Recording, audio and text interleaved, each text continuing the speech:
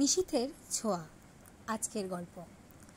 শ্রাবণের এক বৃষ্টি ভেজা বিকেল। কলকাতার রাস্তা তখন ভিজে, বাতাসে ভাসছে কদম ফুলের গন্ধ।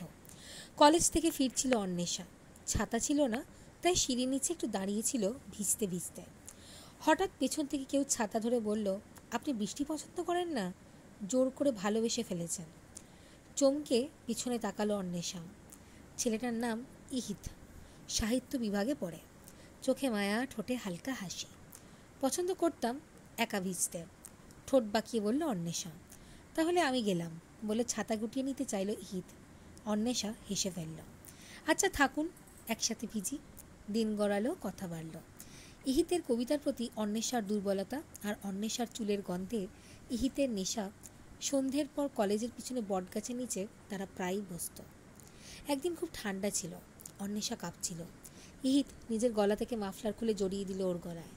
তুমি না থাকলে এই সন্ধেগুলো নিঃস্ব লাগে, বলল ইহিত। অন্বেষা ধীরে ধীরে ইহিতের দিকে এগিয়ে গেল, চোখে এক অদ্ভুত টান। সে রাতে বৃষ্টির শব্দের মাঝে তারা প্রথমবার একে অপরের ঠোঁটে ঠোঁট রাখল। কোনো জোর নয়, কোনো কৃত্রিমতা নয়, নিঃশব্দে ভালোবাসার ছোঁয়া। অন্বেষার কপালে ঠোঁট ছুঁয়ে ইহিত বলল, তোমায় শুধু ছুঁয়ে থাকতে ইচ্ছে করে, যেন তুমি একটা কবিতা, আমি পাঠ করছি মন দিয়ে। সময় গেল। পরীক্ষার পরে তারা একদিন ছুটে গেল শান্তিনিকেতনে।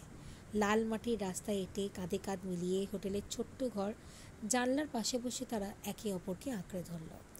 সেই রাতে তারা আরও কাছাকাছি এলো। তাদের ভালোবাসা আর শরীর যেন আলাদা কিছু ছিল না।